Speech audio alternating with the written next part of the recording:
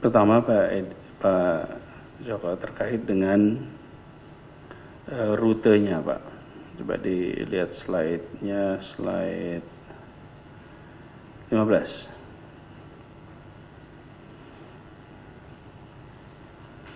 Slide 15 ini, tadi juga Pak Kepala Bapeda cerita bahwa bila makin konsultasi makin panjang Pak ya.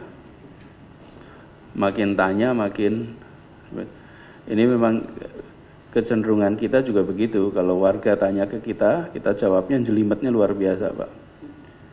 Jadi sekarang malah Bapeda TAPD ini bisa lakukan percepatan pembahasan dan tidak sekedar mengikuti proses yang sudah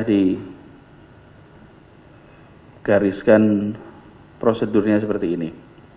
Cari cara untuk bisa mempercepat. Mungkin ada tahapan-tahapan yang bisa dikerjakan bersamaan, atau bahkan kalau memang ada yang dianggap sudah bisa di-skip, ya kita kerjakan saja. Jadi kalau kita ngikuti rute ini, kira-kira selesainya kapan ini Pak? Karena tahapannya itu kan tidak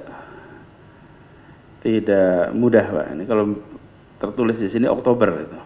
Kira-kira Oktober nggak nih Pak?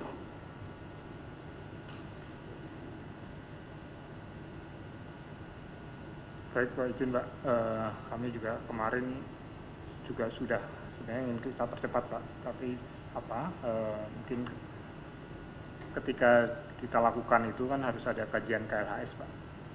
Kajian KLHS ini kita dengan tim mungkin kolaborasi, kami mohon masukan dari Dinas Lingkungan Hidup Pak terkait dengan progres ini. Itu mereka butuh waktu 3 bulan Pak untuk mengerjakan kajian KLHS itu Pak. Itu yang disampaikan. Namun kami lakukan simultan, artinya kajian KLHS tetap, konsultasi pembahasan dengan DPRD kita lakukan bersama Pak. Jadi ini memang bekerjanya nggak series Pak. Jadi di lain sisi KLHS kita lakukan, pembahasan runwal dengan DPRD kita lakukan pada saat yang bersamaan. Itu Pak yang langkah-langkah yang kita lakukan seperti itu Pak. Jadi Pak Sekda dan semuanya aja pastikan secara proses itu efisien dan tepat waktu Pak. Lalu yang kedua, Pak Joko dan semuanya aja tunjukkan di sini penekanan nilai-nilai yang selama ini kita munculkan. Misalnya kita banyak berbicara mengenai kolaborasi. Itu jangan hanya menjadi, ini mumpung ada kesempatan untuk masuk di dalam RPJMD, maka pastikan komponen kolaborasi itu ada. Dan implikasi dari prinsip itu pendekatannya kota 4.0 tuh, City 4.0, di mana RPJMD ini juga menggambarkan bukan hanya kerja pemerintah, tapi kerja seluruh komponen yang ada di Jakarta. Kemudian kita banyak berbicara mengenai urban regeneration. Ini harus nampak di sini. Lalu soal digitalisasi. Terjemahan digitalisasi itu bukan saja di internal kita, tapi juga di dalam kegiatan di masyarakat. Apalagi di masa wabah ini, makin hari makin terasa bahwa connectivity itu hampir mirip dengan electricity. Jadi kalau tahun 70-an, 80-an kita ada gerakan listrik masuk desa ya waktu itu. Listrik masuk desa. Sekarang ini konektivitas masuk ke semua rumah. Nah, digitalisasi ini harus tercermin nanti di sini, Pak. Coba dimasukkan di item-itemnya. Dan prinsip bahwa kota ini milik semua dikerjakan oleh semua dan pemerintah menjadi fasilitator, menjadi kolaborator, itu harus nampak Pak di dalam rencana-rencana kita.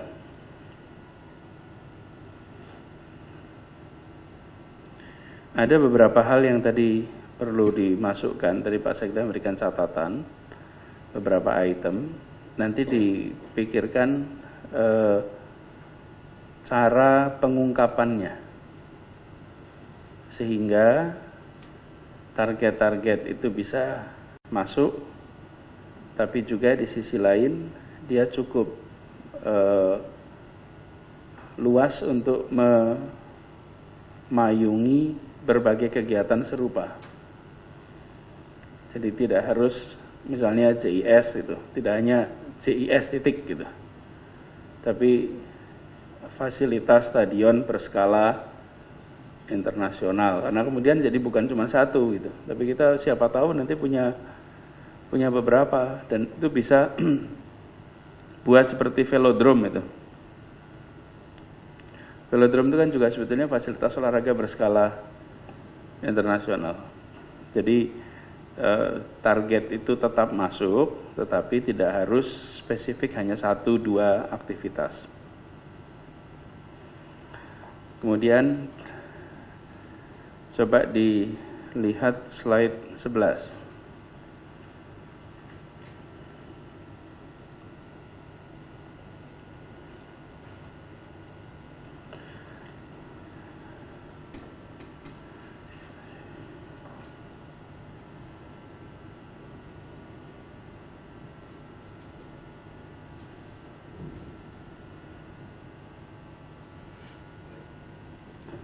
Slide 11 ini unsur turunnya paling banyak di antara 3 slide. Coba lihat slide 9.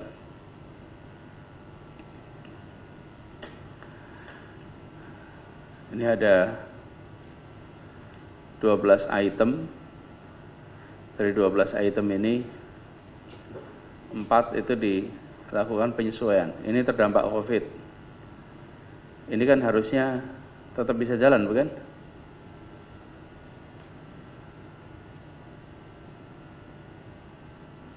Ini indeks kesiapsiagaan pelayanan, harusnya kan kalau ini memang di luar kendali kita kan? Tapi kalau ini betul ya? Ini ada unsur kemiskinan di sini ya? Betul ya? Ada unsur kemiskinan, ada unsur yang tidak selalu di kendali kita. Coba ini nanti dicek. Oke. Ya. Lalu ini harusnya tidak harus turun, bukan? Betul tidak, Pak? Kan ini kita malah harus meningkat. Oke, coba lihat berikutnya. Nah, ini pengangguran di luar kendali kita, bukan? Ini bukannya harusnya naik ini?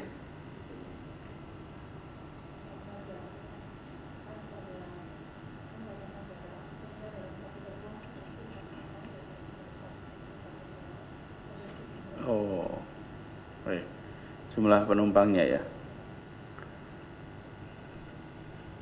Ini sesungguhnya nanti menjadi PR untuk kita berhitung mengenai armadanya nih.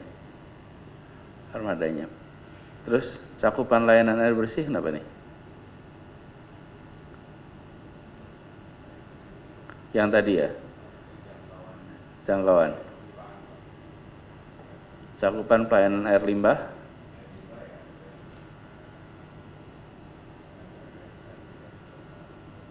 Semula berapa jadi berapa ini?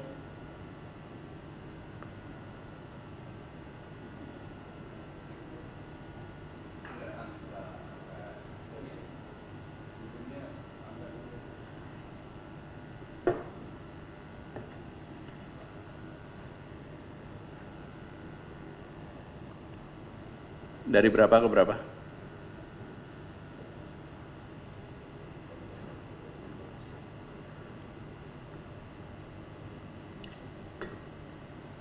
Dari 26,44% menjadi 21,26%. Dari berapa?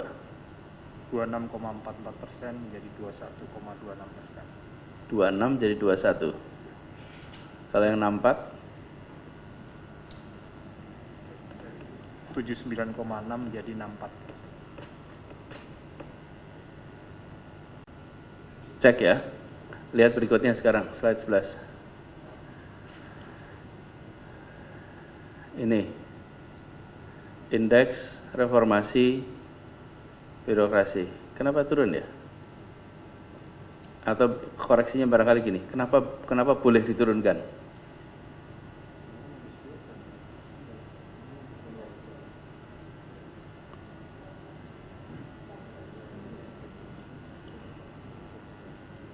Saya menyampaikan Pak, mungkin catatan kami ketika pembahasan waktu itu ada penyesuaian target karena kegiatan ini menjadi rekomendasi lembar hasil evaluasi Kemenpan RB yang mengalami rasionalisasi anggaran hingga capaiannya tidak optimal. Jadi ada rekomendasi dari hasil evaluasi Kemenpan RB. Jangan ini malah dinaikkan. Kan kira-kira begini Pak, kenapa kok ada evaluasi RPJMD? Karena kita mengalami kontraksi perekonomian yang luar biasa sehingga target-target yang membutuhkan sumber daya ekonomi tidak mungkin bisa kita lakukan. Tapi kalau indeks profesionalitas, kira-kira indeks reformasi ini kan harusnya iya dong. Terus ini apa nih?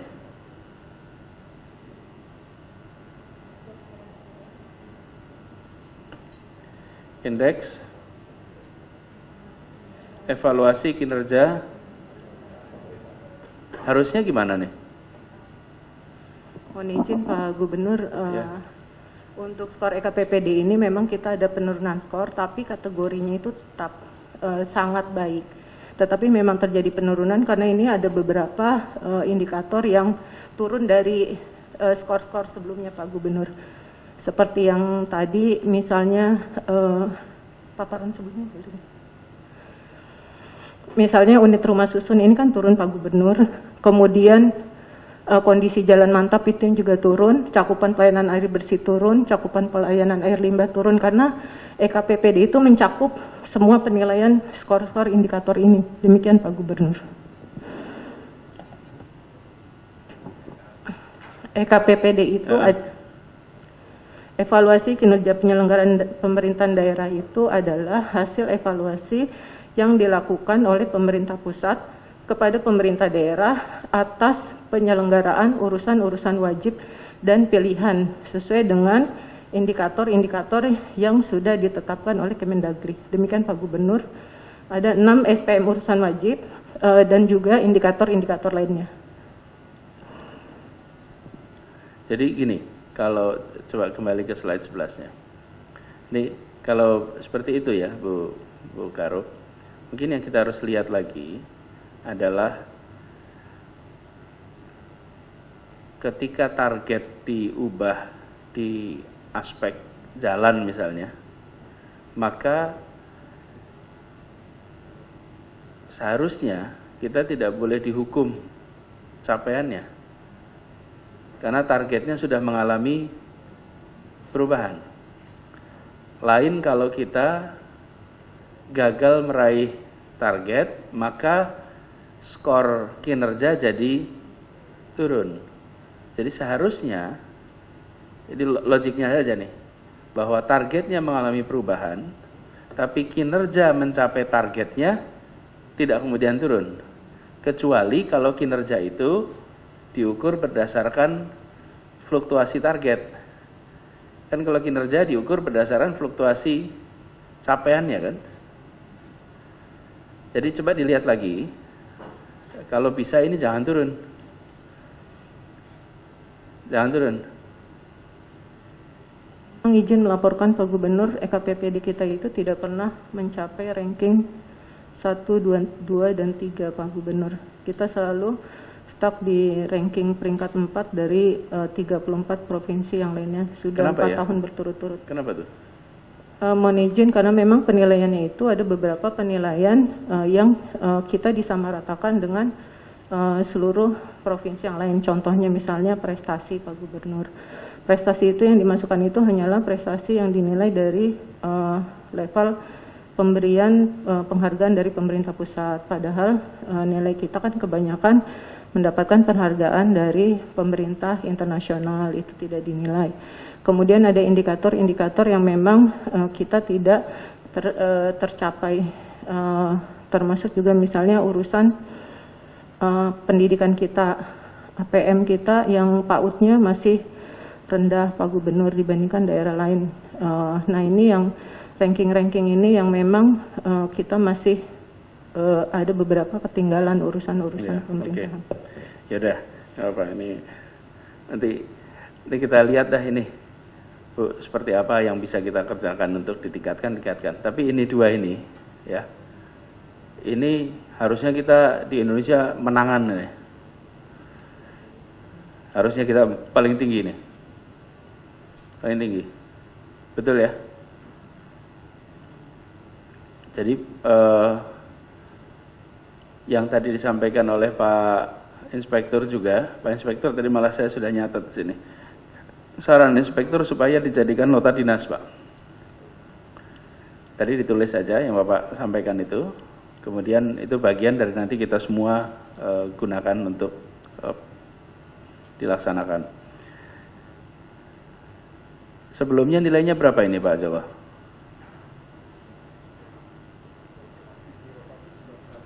91. Yang indeks profesionalitas ASN targetnya berapa sebelumnya? Berapa?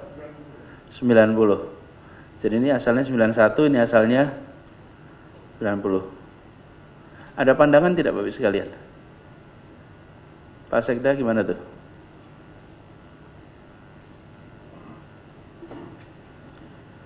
Saya rasa yang indeks profesional ini ya harusnya bisa dicapai karena barangkali kekurangan info-info, masukan, informasi ke kementerian ini yang perlu diperbaiki lagi, komunikasi maupun konten apa sebetulnya yang diharapkan oleh pemerintah pusat itu.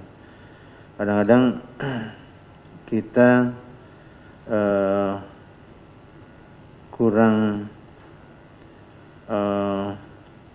memenuhi indikatornya. Jadi setiap ini kan sebenarnya indikatornya gitu. Kalau indikatornya kita penuhi, saya rasa tepat waktu ya terpenuhi gitu. Komunikasinya jalan, saya rasa ini bisa karena secara realitas dari rata-rata pendidikan, dari rata-rata tingkat kesulitan dan fasilitas yang dimiliki harusnya yang terbaik Pak gitu. Saya ingin menyampaikan bahwa kemarin Pak Kesbangpol juga bahwa baru saja BPS merilis indeks demokrasi DKI ini tahun 2019 totalnya 88,29 nilainya, jadi tertinggi se-Indonesia gitu. Saya rasa ini perlu disesuaikan Pak. Itu aja, terima kasih. Jadi Pak Joko dikembalikan lagi ya Pak Joko? Baik, siap Pak. Dan ini artinya kita kerjakan PR-PR-nya. Pak Inspektur nanti bantu siapkan rute-rute apa yang harus kita perbaiki. Siap Pak, izin Pak. Ya, silakan. Waktu hari Senin Pak, kita sudah buat juga timeline-nya Pak. Nanti kita sinkronkan dengan yang timeline-nya Pak Joko di halaman 15 Oke. Pak. Supaya nanti dia bisa tahapannya dan ininya bisa diinlainkan Pak. Izin Pak sedikit Pak yang terkait dengan ini Pak, skor EKPPD Pak. Ini kan sebetulnya sama dengan nilai predikat akib Pak. Kalau Menpan punya mainannya sakit, evaluasinya keluarnya predikat, kalau Kemendagri EKPPD Pak. Tapi kinerja-kinerja juga yang dinilai. Jadi sebetulnya seharusnya penilaian kinerjanya itu nyambung Pak. Nah bedanya kalau di Kemenpan kita kenal namanya IKU Pak, indikator kinerja utama. Oke. Ya. Sedangkan kalau di EKPPD IKK, indikator kinerja kunci yang sudah mereka buatkan generik seluruh Indonesia. Pakainya itu. Jadi tadi yang disampaikan Bu Karo, kalau kita diterapkan generik Pak, tentunya tidak akan sama karena DKI ini kan otonominya di tingkat provinsi untuk 5 kabupaten kota. Nah kalau di tingkat pusat EKPPD-nya dipecah Pak, yang provinsi-provinsi, yang kabupaten kota. Nah mungkin saran saya Bu Karo, kita mengajukan kayak semacam koreksi, ada nilai koreksi jika dia tidak bisa diterapkan secara generik kepada Pemprov DKI. Itu kita harus usulkan. Lalu yang kedua, terkait skor ini Pak, kalau menurut saya karena kita juga di sini targetnya adalah predikat, di EKPPD jangan skor, tapi predikat juga Pak.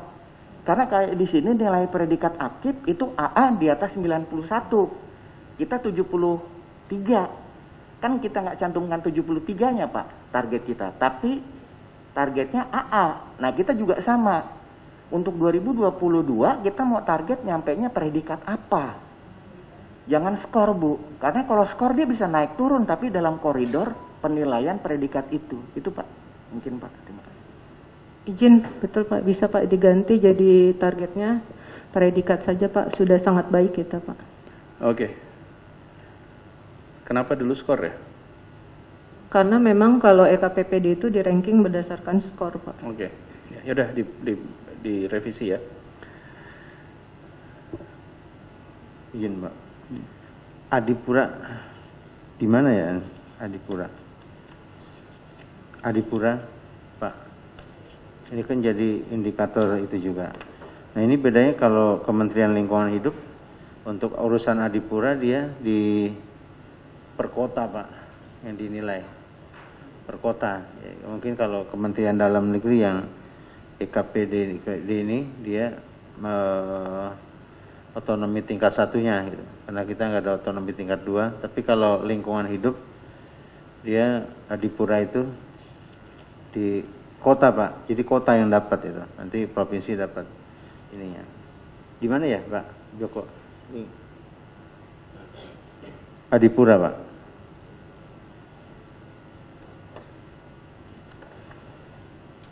Lingkungan hidup mana?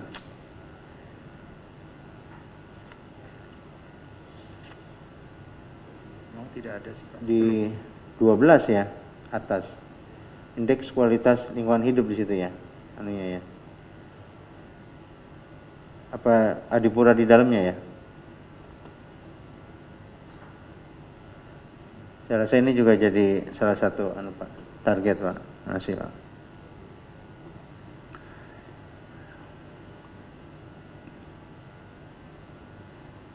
Jadi intinya begini Bapak sekalian, Pak Joko.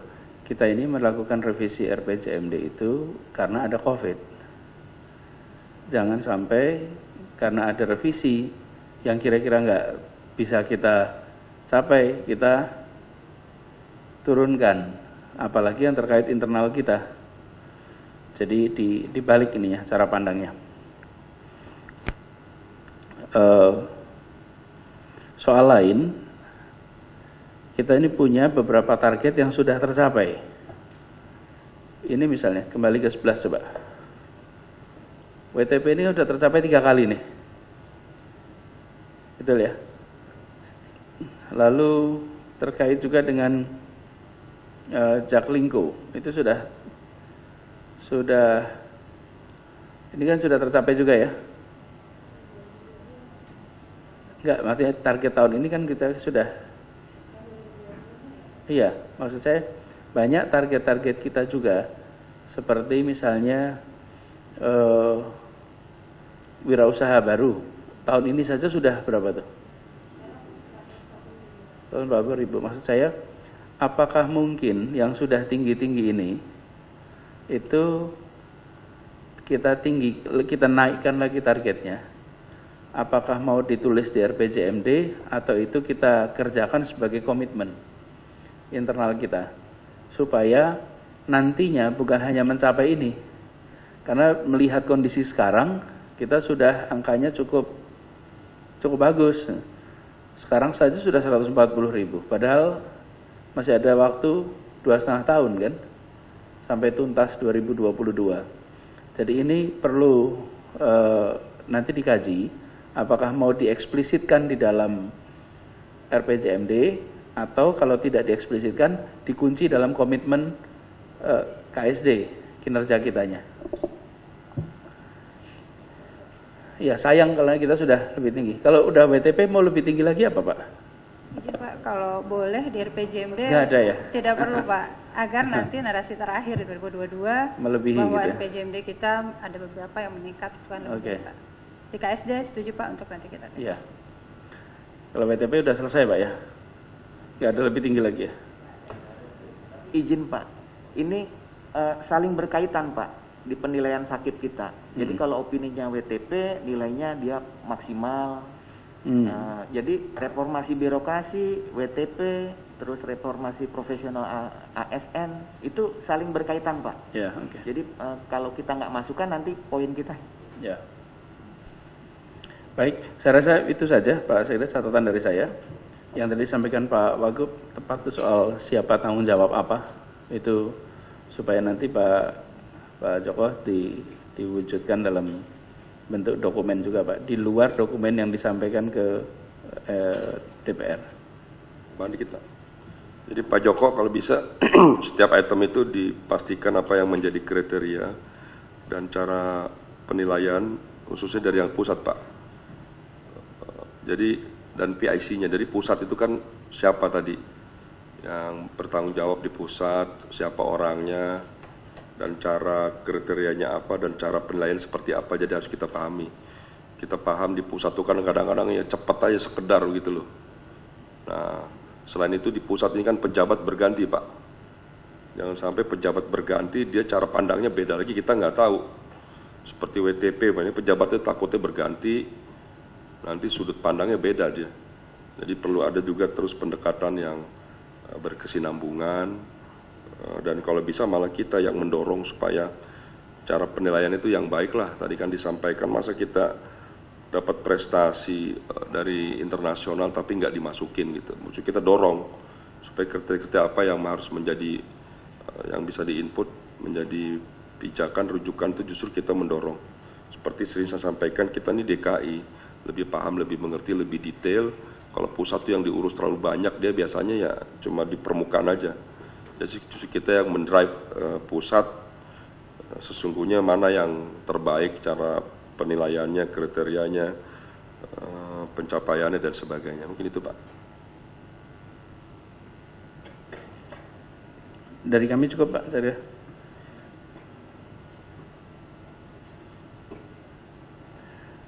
Ini kelewatan sedikit, Pak Catur tadi menyampaikan soal tingkat kemiskinan. Usulan konkret Pak Catur gimana Pak Catur? Usulan konkret saya tadi Pak, jadi apakah tidak dilakukan kajian lagi, maksud saya bisakah dilakukan kajian lagi lebih mendalam, sehingga usulan yang tadi menyebutkan angkanya masih cukup tinggi, bisa betul-betul mencerminkan situasi ekonomi sekarang gitu Pak, karena kontraksi ekonomi kan masih tinggi dengan dengan meningkatkan kemiskinan yang cuman relatif sedikit itu, apakah bisa tercapai gitu, kira-kira itu Pak. Pak Joko nanti dikaji lagi ya Pak Joko.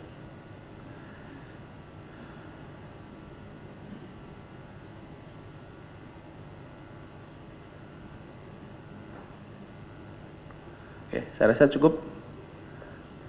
Bapak Ibu sekalian, sebelum kita akhiri, ini rapatnya sudah berakhir gitu, tapi ini note aja, Pak. Bapak Ibu sekalian, di hari-hari ke depan ini, sebisa mungkin Bapak Ibu sempatkan untuk membaca perkembangan terkait dengan pandemi ini yang relevan dengan bidang Bapak Ibu semua. Di era modern, pandemi ini kejadiannya 100 tahunan. Kita itu sekarang dalam situasi begini kira-kira. We don't know what we don't know, Bapak Ibu. Kita ini sesungguhnya kalau mau mengakui, kita itu tidak tahu yang kita tidak ketahui. Jadi kalau perjalanan itu kita masuk ke sebuah kawasan yang belum ada petanya. Ini agak babat alas ini. Tapi tidak banyak yang sekarang itu mau mengungkapkan itu di publik. Hampir semua mengatakan, oh kita tahu apa yang harus dikerjakan. Yang biasanya mengatakan gitu, analis-analis. Ini situasinya rumit, ini situasinya tidak sederhana. Nah, bidang kita ini macam-macam. Bidang kita ini sangat macam-macam, Bapak Ibu. Jadi, para asisten nanti pastikan di sektornya masing-masing itu semua kepala SKPD diminta untuk luangkan waktu baca. Baca itu cari referensi untuk bidangnya masing-masing.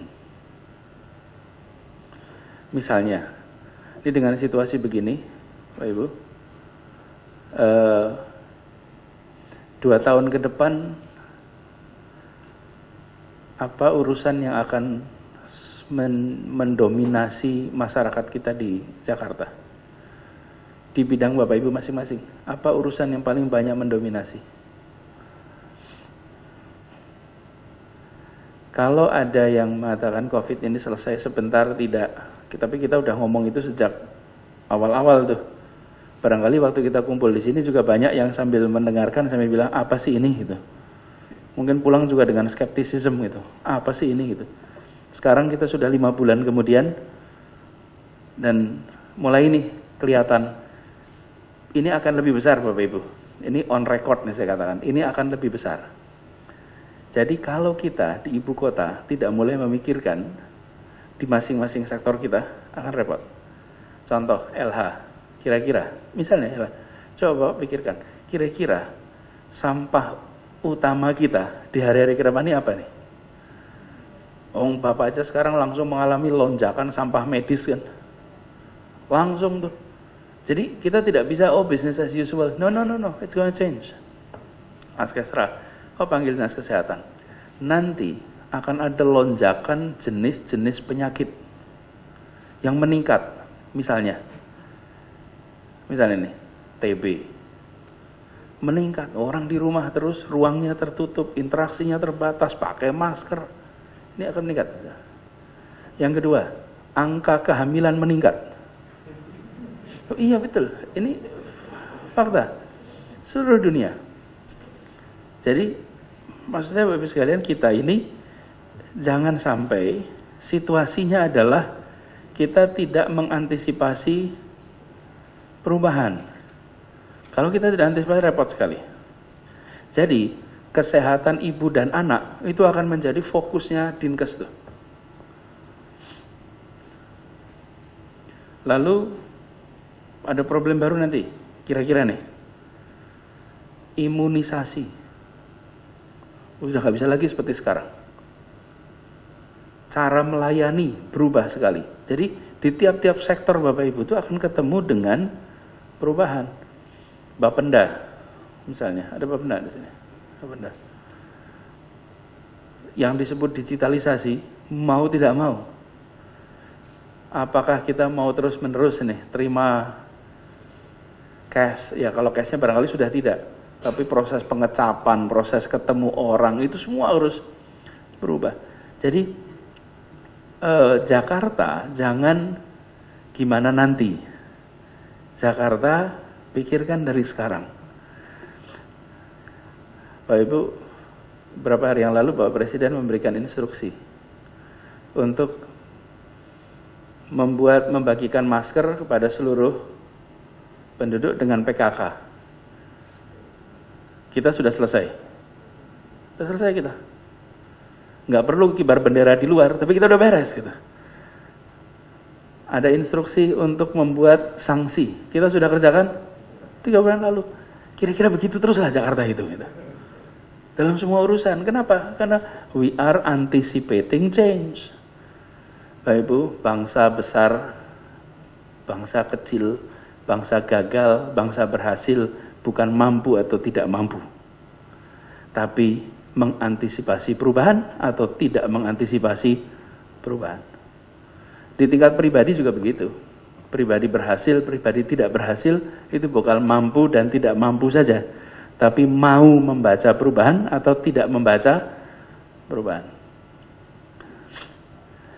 Jadi ini Pak Asisten coba bayangkan kalau Bapak minta aja data persalinan di Jakarta.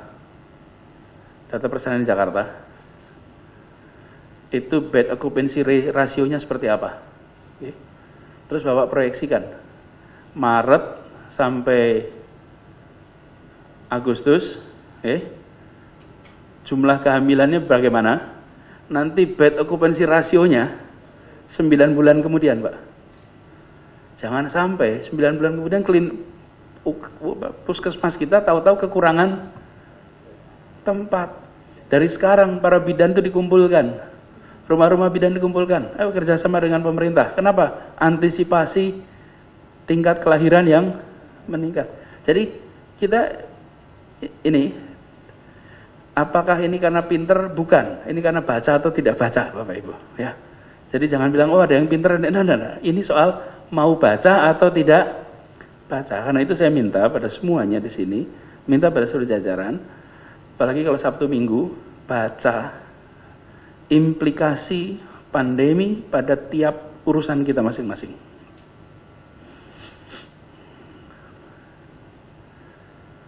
Nanti insya Allah akan kita ketemu satu inspirasi-inspirasi yang relevan dengan bidang Bapak Ibu semuanya. 100 tahun yang lalu ketika kita mengalami pandemi juga, ada perubahan yang signifikan yang kita rasakan sekarang. Dulu tidak ada klinik dengan ruang-ruang kecil.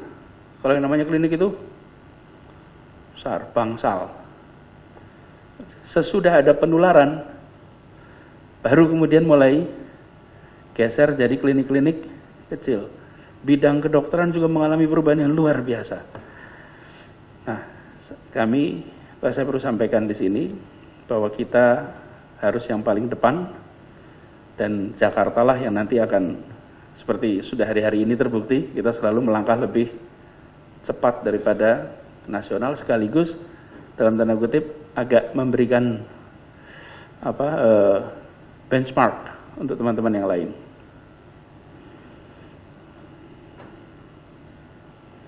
Itu saja Bapak Ibu, catatan tolong disampaikan pada seluruh jajaran.